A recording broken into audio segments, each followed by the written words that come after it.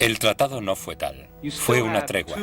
Seguía habiendo dos grandes potencias con desigualdades entre ellas, luchando por la influencia, por la supremacía, pero en aquel momento habían llegado a un punto muerto.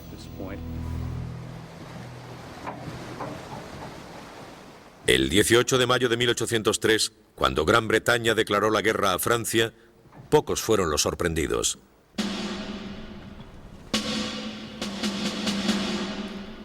Los dos ejércitos se vigilaban a través del Canal de la Mancha. Ninguno quería arriesgarse a una batalla. Francia, cautelosa ante la Marina británica, y Gran Bretaña, temerosa de enviar soldados a luchar al continente. Pero mientras Bonaparte esperaba y disponía sus tropas, su confianza en sí mismo y en su estrella permanecían inamovibles. Sus victorias ya habían conseguido que Francia fuera más grande que nunca. Era el hombre más temido de Europa y su autoridad seguía sin ser cuestionada. Con 34 años de edad, era tan poderoso como cualquiera de los Borbones que le habían precedido. Todo lo que le faltaba era una corona, y decidió que quería una. Él deseaba ser rey. Pensaba que por haber conseguido tantas proezas, Francia debía de ser considerada como un imperio, con Napoleón Bonaparte como emperador. Esto le pondría al mismo nivel que otros grandes monarcas europeos. No sería un advenedizo, estaría a su mismo nivel. Como primer consejero parecía tener todo el poder que necesitaba, excepto por una cosa importante. Quería que su régimen durara. La pérennité, la durée. S'il meurt, tout ce qu'il a fait. Si moría, todo lo que había conseguido moriría con él. Para crear un imperio, quería estar seguro de que lo que había hecho perduraría. Era una manera de decir que los cambios ocurridos con la revolución tenían que ser irreversibles. Son irreversibles.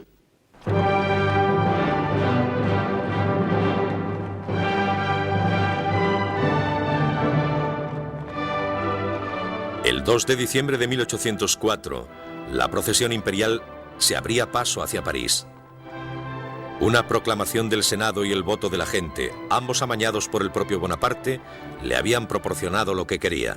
Estaba a punto de convertirse en emperador.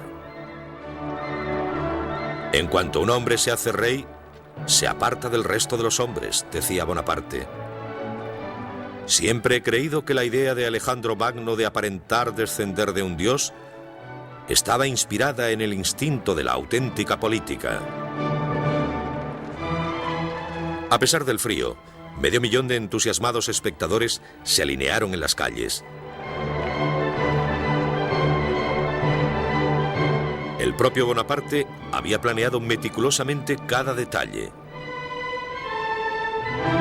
La gran catedral, adornada con banderines y tapices y decorada como un templo romano, parecía más un teatro que una iglesia.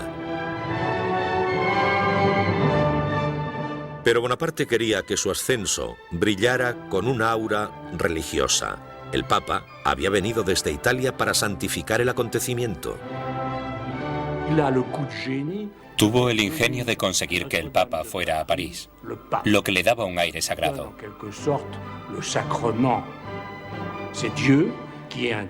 Era Dios el que confirmaba que los cambios que habían ocurrido durante la Revolución quedaban establecidos para siempre.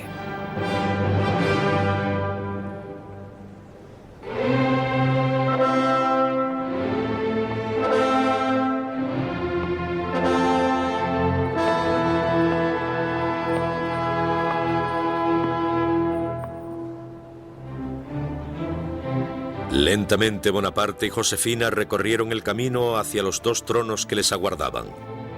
Su manto de 40 kilos, adornado con joyas y piedras preciosas, era transportado por sus hermanos. Parecía, tal y como dijo un espectador, un César en una moneda romana. Algo más de 10 años antes, los franceses habían decapitado al rey. Ahora iban a coronar a un emperador. Nacido en medio de la gran marea de la Revolución Francesa y las guerras que siguieron a esta contienda, Bonaparte había cambiado su ingenio como general y como hombre de Estado por el dominio de Francia. Pronto volvería a la conquista de Europa. Ya estaba planeando la invasión de Gran Bretaña para hacerse dueño de la única nación que se atrevía a retarle.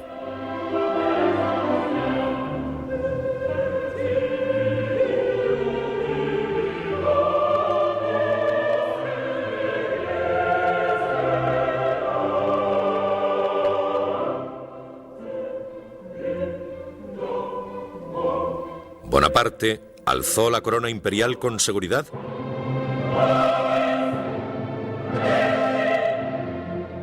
y la colocó sobre su cabeza. Entonces se dirigió hacia Josefina y la coronó su emperatriz.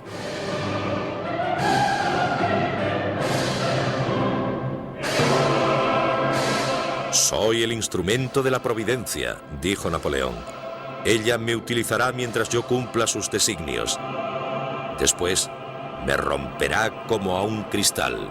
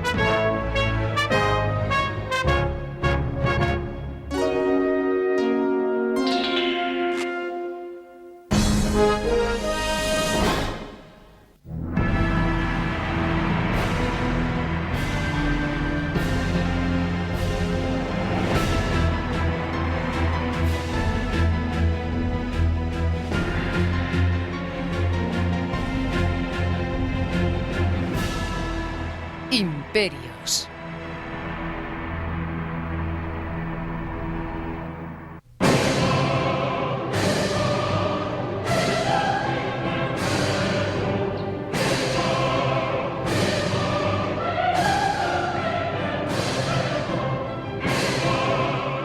Los fieles se estremecían de frío.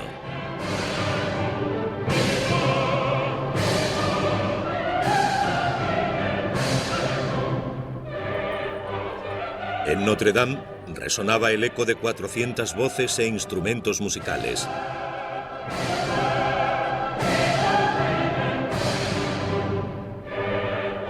Napoleón Bonaparte estaba a punto de ser coronado emperador de Francia.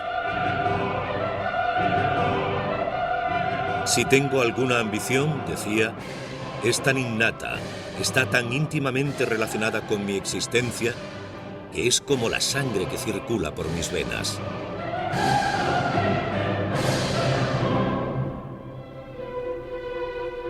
Era el 2 de diciembre de 1804. Napoleón tenía 34 años. Su fe en su estrella estaba justificada. Solucionando los problemas de la revolución que sacudieron a toda Europa, el joven teniente de Córcega había ascendido al rango de general. Se había casado con la mujer que amaba, Joséphine de Beauharnais, y no dejaba de conseguir victorias en el campo de batalla. Se había convertido en el personaje más poderoso de Francia. Y allí estaba aquel joven corso derribando a auténticos imperios, haciendo que los reyes perdieran sus coronas, provocando una fe mágica en él.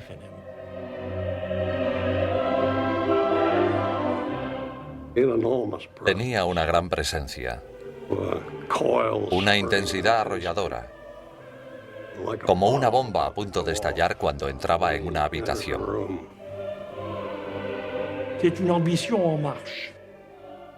Era un ambicioso en acción. A medida que pasaba el tiempo, solo confiaba en sí mismo. Se consideraba invencible.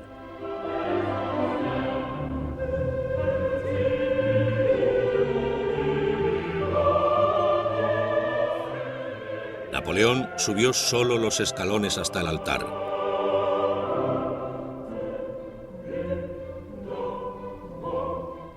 Tomó la corona con sus propias manos y la alzó. Después, él mismo se la puso. Napoleón.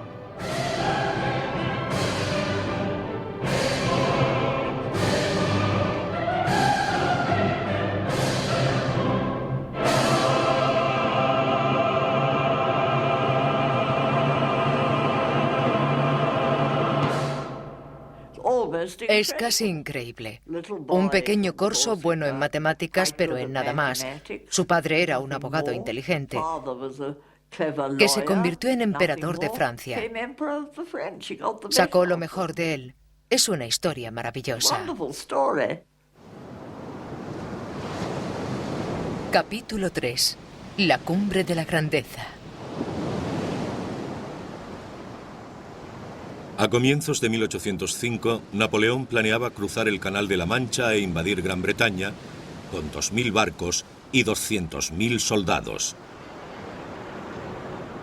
Franceses e ingleses estaban en guerra una vez más, enemigos irreconciliables luchando por el dominio del continente europeo.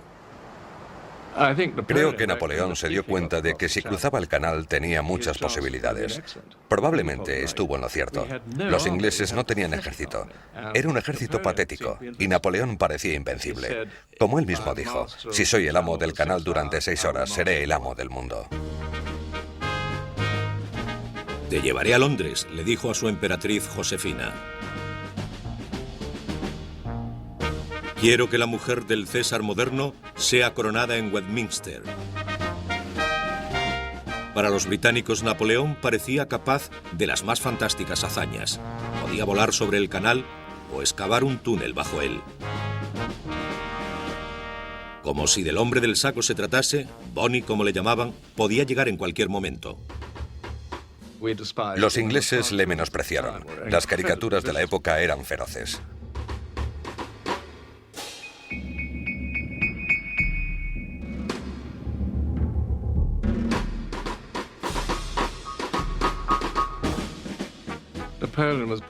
Napoleón era retratado como un pequeño corso advenedizo y Josefina como una fulana.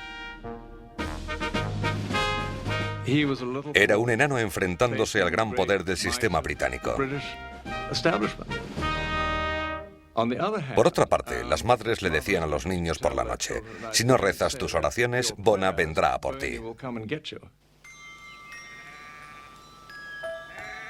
Los colegiales ingleses estaban aterrorizados por una nana popular. Niño, niño, niño travieso, calla, no digas una palabra. Calla, no digas nada, o Bonaparte vendrá y te llevará. Niño, niño, él te oye cuando pasa por la casa. Y miembro a miembro te los arrancará, como se matan el gato y el ratón.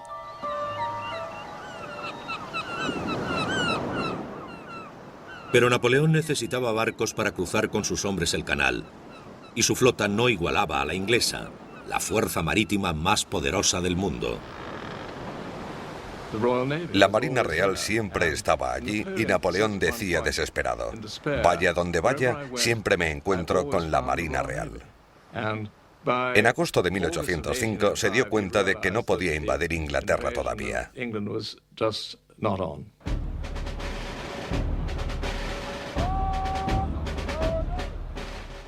A finales de verano, Napoleón hizo desfilar a sus soldados por la costa del canal. Entonces, para sorpresa de todos, les ordenó dar la espalda a Inglaterra y marchar hacia Europa. Austria y Rusia se habían unido a Inglaterra formando una alianza para destruirle. Cientos de miles de soldados rusos ya se habían adelantado para unirse a sus aliados austriacos. Napoleón había heredado la lucha iniciada 10 años atrás, cuando la Francia revolucionaria se había enfrentado a los monarcas de Europa que decidieron detener la revolución antes de que se extendiera. Napoleón heredó el extraordinario dinamismo de la Revolución Francesa. Todos los que tenían una corona sobre su cabeza pensaron que lo que le había ocurrido a Luis XVI podía pasarle a él. Napoleón representa la revolución y su expansión. No solo una expansión territorial, sino también una expansión de las ideas revolucionarias. Napoleón se dirigió a Europa con sus bayonetas, pero también con el Código Civil.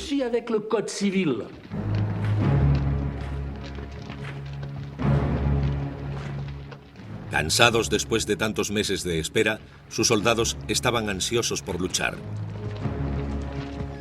Eran muy disciplinados, endurecidos veteranos de las guerras en Italia y en las tierras del Rin. Napoleón les llamó el Gran Ejército. Tenía un puñado de hombres duros, entrenados y fuertes que se conocían. Había generales y civiles. Él solo tenía que arengarles. Eran los hombres más temidos del continente. Podían empezar a desfilar antes del amanecer y tras un breve descanso continuar hasta la caída del sol. El emperador ha descubierto un nuevo modo de dirigir la batalla, dijo un soldado. Hace uso de nuestras piernas en vez de usar nuestras bayonetas. Imagínense tener que transportar entre 20 y 40 kilos de raciones, mosquetes y cartuchos. La mayoría de los soldados eran granjeros crecidos en la miseria y acostumbrados a andar todo el día. Estos hombres solían marchar 45 kilómetros al día. Marchaban durante horas, paraban y volvían a caminar durante 3 o 4 horas más hasta que paraban de nuevo. Comían mientras andaban.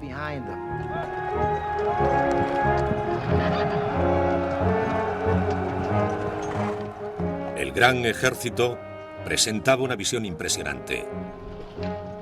Los espléndidos uniformes ayudaban a los soldados a sentirse más fuertes, más grandes y valientes de lo que eran. Les hacían olvidar los brutales acontecimientos de la guerra. Lucharían por riqueza, por la gloria de Francia y por devoción a su emperador. Napoleón era muy popular entre sus soldados. Desarrolló una especie de culto al emperador. Era muy inteligente, sabía cómo hablar a la gente sencilla, especialmente a sus soldados. Cuando pasaba revista al ejército o cuando estaba en la batalla, podía recordar qué oficial dirigía esa batalla, qué regimiento, qué división o qué batallón, y preguntaba por qué un soldado estaba en un sitio y no en otro. Una vez preguntó, ¿quién es el hombre más valiente de esta unidad? El oficial dijo, este hombre. Napoleón cogió la medalla de la Legión de Honor de su propio abrigo y se la puso al soldado. Imagine el efecto de este hecho. Sus soldados le idolatraban. Estaban ansiosos por escuchar unas palabras o por recibir un tributo mayor reservado a los más valientes. Un afectuoso tirón de orejas. Medía 1,58 m. Con una mano siempre bajo su abrigo, inventó una pose común en aquella época y se apropió de ella. Su pequeño abrigo y sombrero eran su propaganda. Había creado un personaje sencillo y austero, pero fácilmente reconocible. Apeló a sus soldados para que llevaran las mismas ropas. Los soldados veían a un hombre que vestía como ellos, no como los generales y los mariscales, sino como los soldados.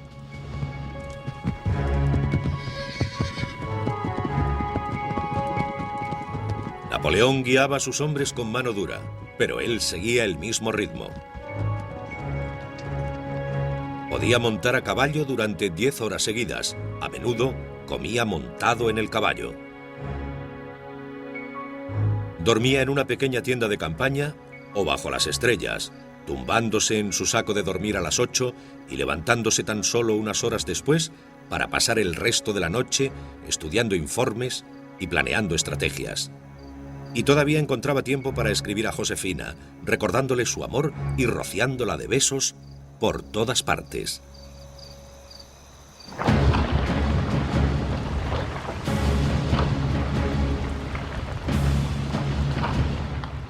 El verano dejó paso al otoño.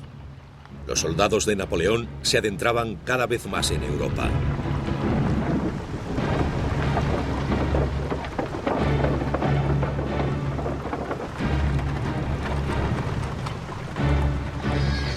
Esperándoles se encontraban los dos ejércitos enemigos que les superaban en número a razón de 2-1. Rusos y austriacos planeaban vencer a los franceses gracias a la superioridad numérica. Los rusos y los austriacos pensaron que podrían con él fácilmente. Estaban convencidos de que una vez que estuvieran en el centro de Europa podrían acabar con él. Pero Napoleón vio al momento el defecto de la estrategia aliada. Sus fuerzas estaban dispersas por todo el continente. Moviéndose rápidamente, podía atacar a los austriacos antes de que llegaran los rusos. Atravesaría Alemania y cortaría el camino a las fuerzas austríacas. Su plan era atacar primero con sus fuerzas y capturar a aquellos soldados antes de que pudieran reagruparse. En menos de 6 semanas, los franceses llegaron al Danubio y capturaron por sorpresa al ejército austriaco del general Karl Marx.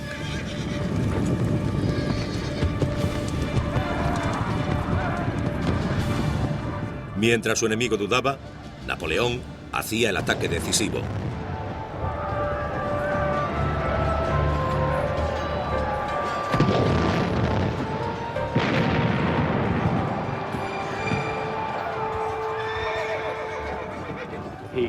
Cuando él apareció detrás de ellos, cualquier general sensato hubiera huido.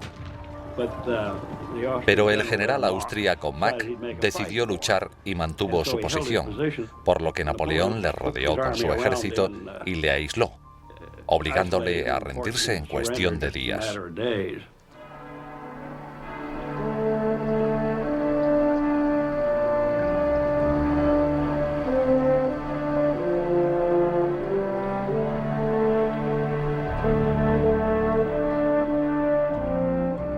$20.000 hombres se rindieron.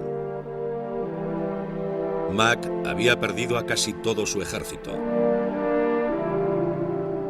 No quería luchar más que con los ingleses, dijo Napoleón al general austriaco derrotado, hasta que tú llegaste y me provocaste. Todo imperio tiene un fin.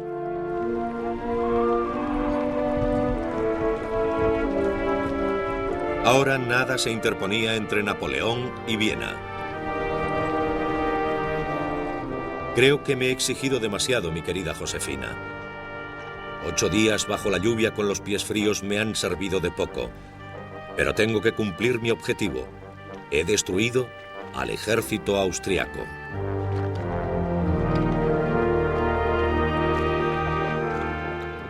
Napoleón se había movido a gran velocidad con 200.000 hombres marchando 750 kilómetros en 40 días. Ya había derrotado a la mitad del ejército austriaco.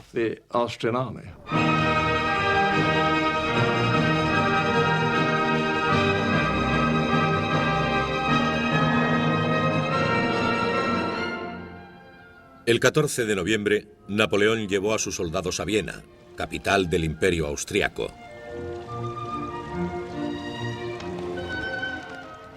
El emperador Francisco I había huido, dejando sus palacios y jardines al enemigo. Mientras Napoleón marchaba triunfante por las tortuosas calles, se retrataba como el representante de la Revolución Francesa,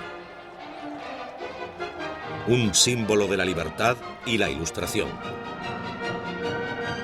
Pero muchos de los que antes le habían venerado ahora habían cambiado de opinión, incluyendo a Ludwig Beethoven.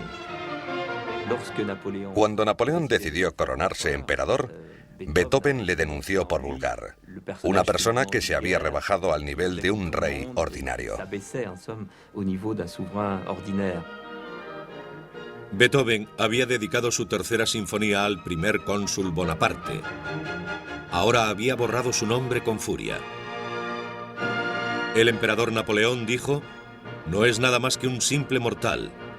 Pisoteará los derechos humanos y se convertirá en un tirano.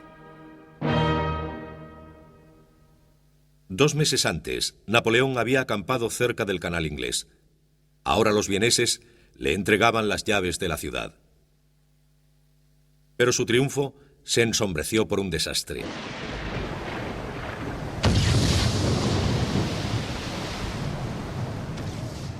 El 21 de octubre, el almirante inglés Horatio Nelson había capturado a la flota francesa en Trafalgar, destruyéndola casi por completo, aunque le costó su propia vida. Gran Bretaña había perdido a su mejor marino, pero los franceses nunca más se atreverían a retar al poder de la marina inglesa. Napoleón nunca más tendría una flota con la que contar, y ahora, en diciembre de 1805, el gran ejército estaba en peligro. Aunque Napoleón había vencido al ejército austriaco y ahuyentado al emperador de Viena, su conquista amenazaba con deshacerse. Era invierno, diciembre, hacía frío. Estaba rodeado de una población hostil. Los rusos estaban llegando para ayudar a los austríacos. Sus tropas estaban diezmadas. Estaba a miles de kilómetros de París. Toda Europa se había convertido en una trampa mortal. Se encontraba en el centro del continente. Prusia amenazaba ahora con declarar la guerra. El 22 de noviembre, el ejército austriaco y el ruso se unieron en la lucha. 90.000 aliados contra 75.000 franceses. Un hombre sensato se habría detenido y quizá hubiera hecho un trato con los rusos y los austriacos. Tenía 2 opciones: echarse atrás o continuar. Pero él pensó: una batalla más. Cuando terminaba noviembre, Napoleón vagaba por el campo estudiando las batallas de Federico el Grande, mirando todos los mapas. Entonces localizó un punto no lejos del pequeño pueblo de Austerlitz. Era un terreno montañoso, rodeado de bosques, estanques pantanosos y pequeñas ciudades. Allí establecería su base. Mirando por encima, el emperador le dijo a sus soldados: «Señores, examinen este campo con cuidado. Va a convertirse en un campo de batalla. Tendrán que tomar parte».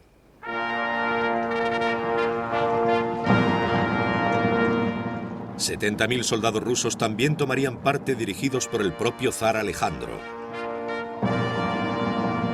Con solo 28 años, le dijo a uno de sus ayudantes: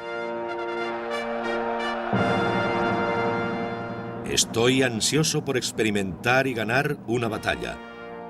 Quería cubrirse de gloria al derrotar al invencible Corso.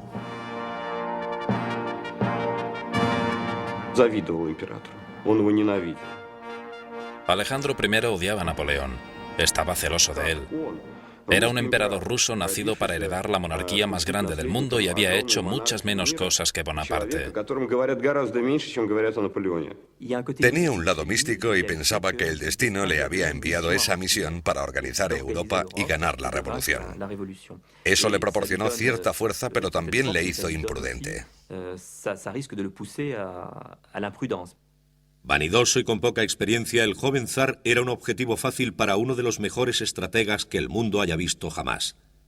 Napoleón tenía menos hombres, pero si podía controlar la batalla, hacer que el zar le atacara cuando, dónde y como él quería, tendría la oportunidad de ganar. Napoleón sabía